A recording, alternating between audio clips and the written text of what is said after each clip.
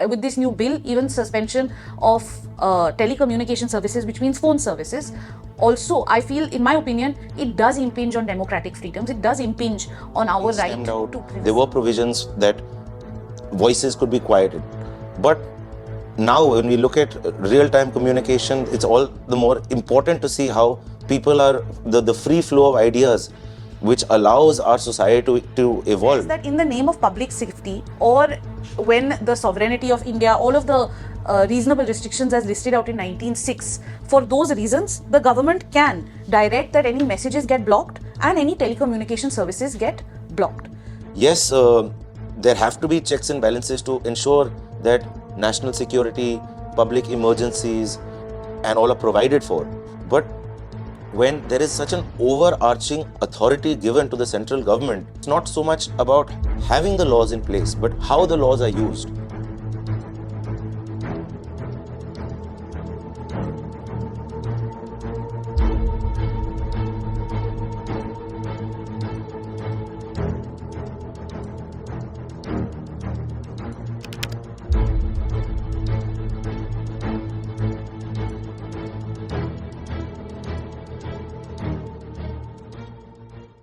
The Telegraph Act of 1885, in fact, allows the government to monitor calls. And there was a famous case in 1996, PUCL versus Union of India, where the Supreme Court laid down guidelines to protect users from tapping and phone surveillance. These guidelines were thereafter made into the 2007 rules by the Government of India. So historically, yes, the laws do allow for surveillance of devices. The new bill, the Telecommunications Bill, which has been passed by Parliament, however, it has still not yet been notified. So it also allows for surveillance as well as suspension of telecommunication services and decryption of telecommunication services. So it continues to allow it. It has got a wider definition now. Earlier, these aspects of blocking or of surveillance or of interception were brought in by certain rules under the Telegraph Act and an interplay with also the Information Technology Act, because internet was governed by the IT Act, not the Telegraph Act. This aspect of surveillance, suspension of now the internet, with this new bill, even suspension of telecommunication services, which means phone services, also, I feel, in my opinion, it does impinge on democratic freedoms. It does impinge on our right to privacy, that's under Article 21, to live a life with dignity, to make a phone call in the privacy of one's room, to not be considered a criminal just for using a certain device or service, like a phone service. And of course, it does impinge on our fundamental right to free speech. Yeah, I mean, of course, if we look at the genesis of all sort of telegraph and telegram laws, dealing with fixed line telegraph services, initially these were to provide, end-to-end long distance communication facilities. There were obviously military and, signals intelligence. If we go back historically and see, communication has always been key between large groups of peoples who are geographically separated. There's been an evolution of technology. The transmission of information has been easier, has been more rapid over larger distances. The purpose of sending information always remains the same, to allow people to communicate with each other. Now, what they're communicating for, the purpose of that communication is important. It's imperative to see, is it meaningful communication, or is it going to lead to some negative outcome or negative implication? Under the old Telegraph Act, there were provisions which allowed for interception, for suspension, for subject matter suspension. So, if dissent had to be stemmed out, there were provisions that voices could be quieted. But now, when we look at real-time communication, it's all the more important to see how people are, the free flow of ideas, which allows our society to evolve. If that's being suppressed or repressed, then it's a cause of worry. So now, when you ask, is there damage done to democratic freedoms? Then, of course, if you're stifling people's right to communicate, which is a fundamental right under our constitution, then there has to be a legitimate cause. The courts have held that there are reasonable restrictions under the constitution to restrict freedom of speech. But if you're going to restrict their ability to communicate with each other, the means of communication, then it has to be legitimate, it has to be necessary, it has to be proportionate.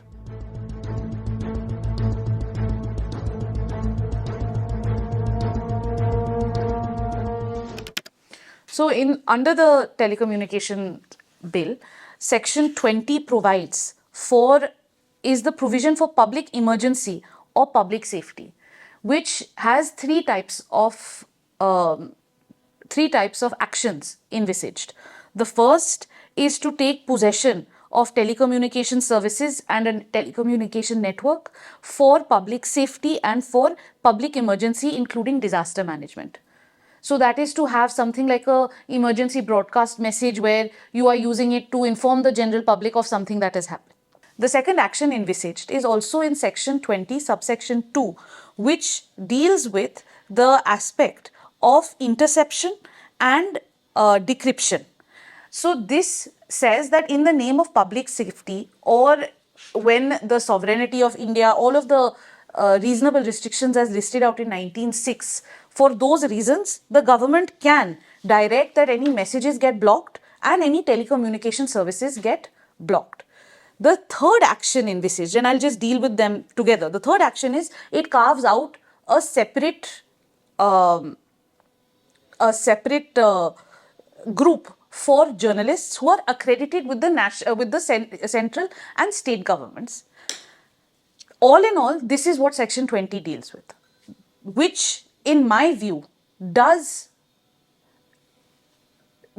make it excessive in nature, that to continue surveillance, continue blocking of telecommunication services, because today we are living in a time where for the apprehension of any violence, internet services are blocked indefinitely. One example is Jammu and Kashmir, another is Manipur.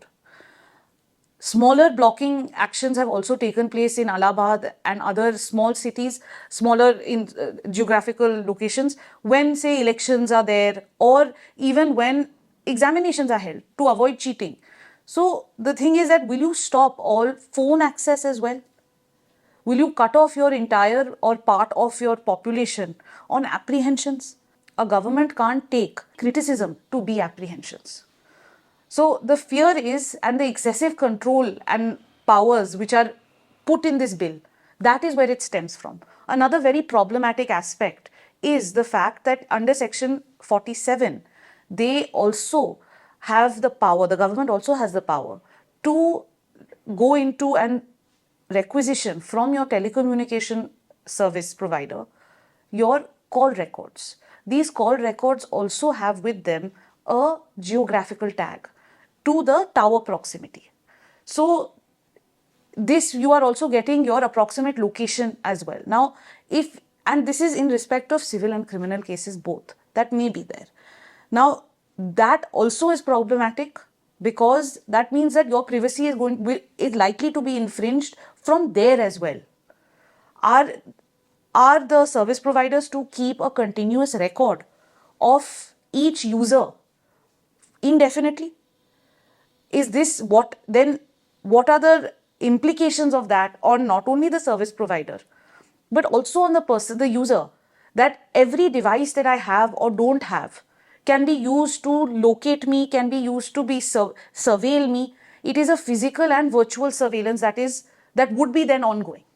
Under the new act, the central government is authorized to do several things. It can intercept information, whether or not that information is encrypted. It can suspend services of telecommunication services, um, and it can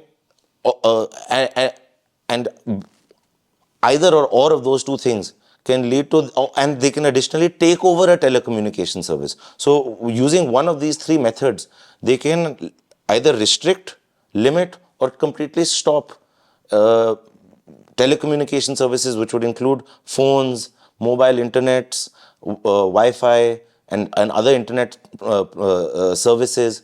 So in effect and in essence, it would completely stop groups of people from communicating with each other, sharing ideas, definitely cull out all sort of dissent.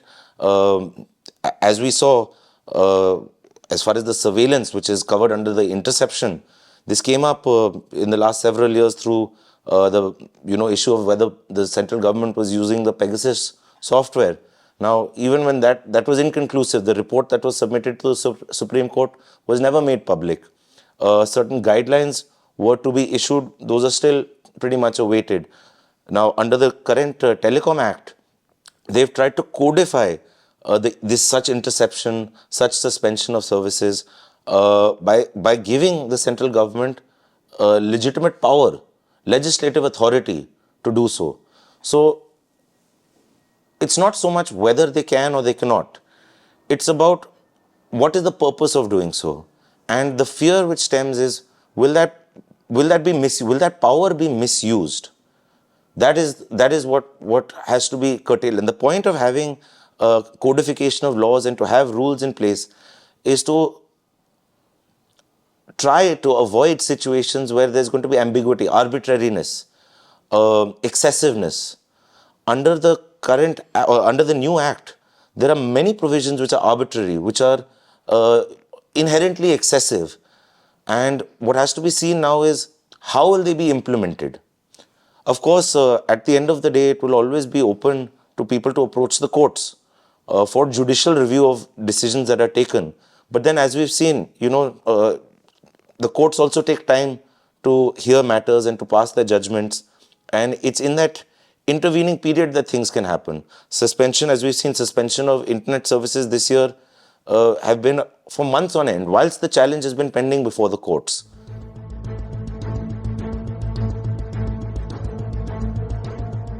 The rules framed under the 1885 Act, the Telegraph Act, had empowered, by way of 2012 SOP issued by the Ministry of Home Affairs, had stated that the Union Home Secretary or the State Home Secretary has the power to issue these orders. Today, in Section 20, it is the central government or a state government or any officer specially authorized in this behalf. That means that you have removed that type of oversight and control already. So this act, this bill, in fact, is already amending some of those rules. Now, the rules which are already in place under the Telegraph Act will continue until new rules are framed here. But issue with the old rules and the bill, the Telecommunications Act will prevail. So already you have minor amendments that have happened to these existing rules, which were part of the guidelines to safeguard. So those are very troublesome. The fact that there is no oversight, that oversight committee is through the rules, whether that remains or not is to be seen. In this, there is no statutory oversight committee which is mentioned. So who is looking at the orders passed by officials? Whether these orders are passed in a systematic manner or which may be motivated by to include surveillance of opposition members or of critics or of journalists is something that is troublesome. This did come up in the Supreme Court under the earlier act. This was covered by Section 5 of the act, which came up before the Supreme Court in a challenge in the mid-90s. At that point, the Supreme Court had said that whilst national security is an inherent feature which must be safeguarded, national security itself is a very overarching language.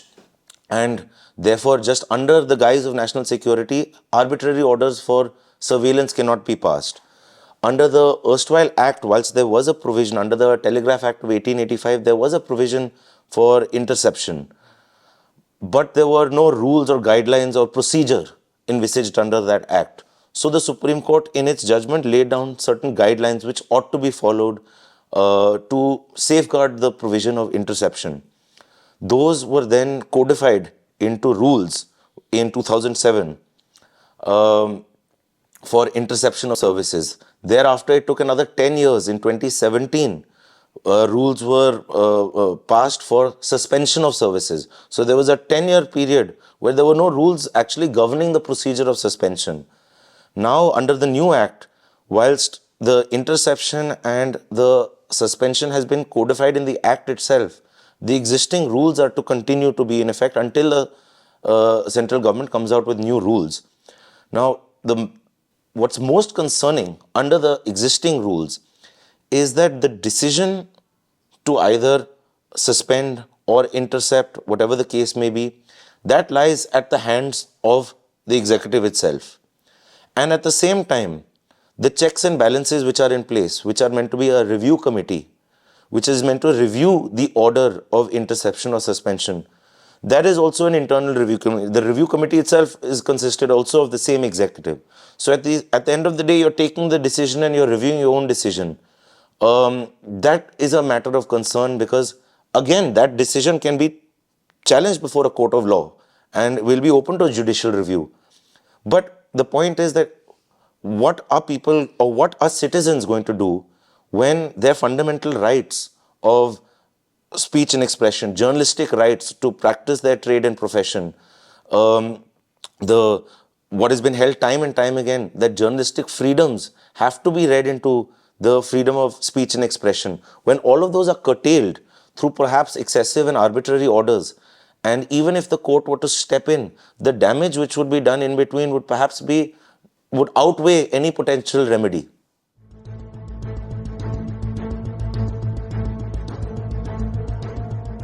The search and seizure provision under the new Telecom Act is that there is to be the search and seizure envisaged under the new Telecom Act is that the service provider has to give when an order is made to them by the central or state government under section 47 of the Act, the details and call records of users to the government. Now, like I mentioned earlier, this is troublesome because it is an extra surveillance that is happening. And your call records mean who you have spoken to, where you were when you were speaking to them, because it is based on when you are using a mobile phone, it is based on tower proximity, based on the telecommunication service provider's tower. And to that extent, the location is ascertainable. This means that under the Telecommunications Act, you can even have a pinpointed to the tower proximity location. Asking the service provider for these details is also an infringement of the right to privacy. The right to privacy, the Supreme Court had an opportunity prior to Puttaswamy to deal with this aspect, whether it is a fundamental right or not. And it had said it was not. That thereafter, in Puttaswamy, unqualifiedly has been held to be a fundamental right, the right to privacy. So to that end, our data, the extension of a user or a citizen who is using it in the digital world, which includes the use of a phone or a tablet with a SIM card, because that will also fall under this. Any internet service would also fall under this because it stems from a telecommunication service. So all of this is one more invasive, pervasive way to control, to surveil the citizenry. So the seizure of devices under the new Telecom Act is only for unauthorized telecommunication devices or services or radio equipment, which is basically to say that they can come in and seize any unauthorized equipment. But that's not so worrying. What's worrying is the search powers, because now under the new act there are provisions in place for them to seek information pertaining to user data, which telecommunication service providers may have, what is otherwise known as metadata.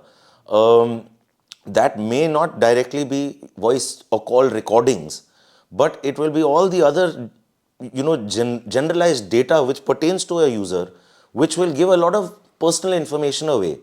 Where they are, what calls they make, who are they are calling, how long they are on the phone for. All of this information, as we've seen, now we are entering the era of big data. And when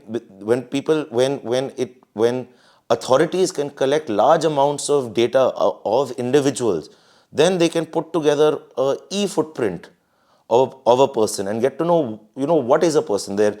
We've already seen this in terms of consumer behavior. Marketing companies have been doing this for a long time now.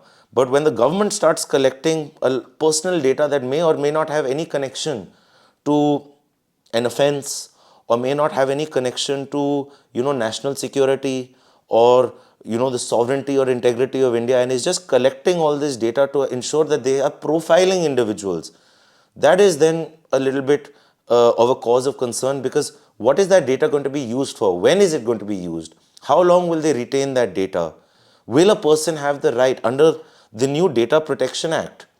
uh, any information which is collected of an individual, the individual has the right to say, if you've fulfilled the purpose for that information, what that information was collected for, then please delete that information, which is the right to be forgotten. Now, under the Telecom Act, the central government can collect whatever information they want about you. And what's more is, the central government is exempt from the protections granted to citizens under the Data Protection Act. So when you add up all of these things together, it gives this sort of Orwellian reference of, Big Brother is watching you, but why are they watching you? What are they watching you for? That is unanswered.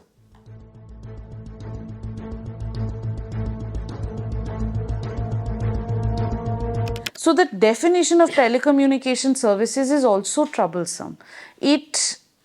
And I'll just read it out for a moment, because there are 3 definitions here which show how it goes beyond just a normal phone call and phone service to also a big interplay between the IT Act.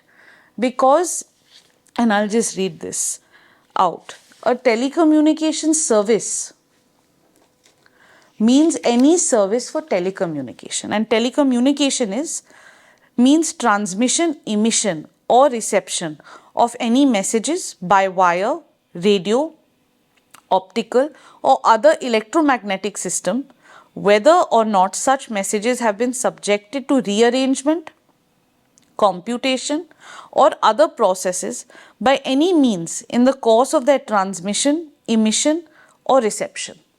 So this would also include rearrangement is decryption.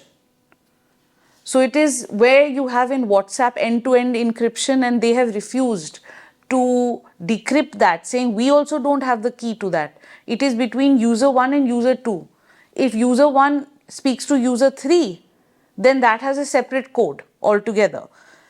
Now, when you look at telecommunication service and user, which means a natural or legal person using or requesting a telecommunication service, but does not include person providing such telecommunication service or network, read with what the definition of message is.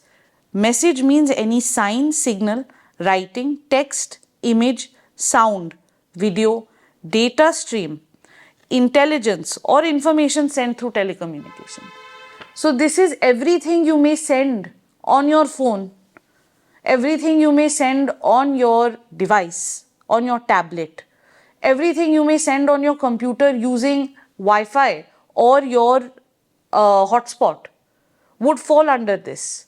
So there is a great interplay between the two, and the rules that are framed under the IT Act, which deal with intermediary blocking, which deal with surveillance over there, vis-a-vis the provisions for surveillance, for blocking and for data collection under this act, you may see a conflict in that.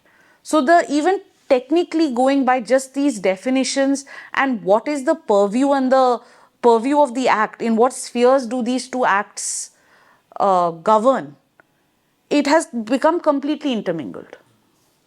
Yeah, so telecommunication services means any service providing telecommunication. Telecommunication itself has been given a very broad meaning because it is now including messages. Now, the telecom bill as it was proposed in 2022 under the definition of telecommunication services had included uh, end-to-end messaging services, OTT services, which were to come under the ambit of this act. They've now changed that language to remove the explicit mention of OTT services, which were, for example, WhatsApp, Signal, Telegraph, etc. But they've included this word messages. Now, messages has itself been given a very, very broad definition to include everything: text message, images, voice, sound recording, video, etc. So, basically, everything comes under the definition of message. When all messages are either open to interception or are open to suspension, yes, there have to be checks and balances to ensure that national security, public emergencies, and all are provided for. But when there is such an overarching authority given to the central government, as we've said, several times, it's not so much about having the laws in place, but how the laws are used. And so now we have to see that, the earlier suspension orders were passed prior to this act coming out. As we go into an election year now, the act is yet to be notified. It's received the assent of the president and has become a law, but has not yet been notified. Once it gets notified, the central government will then start being able to pass orders under this new act.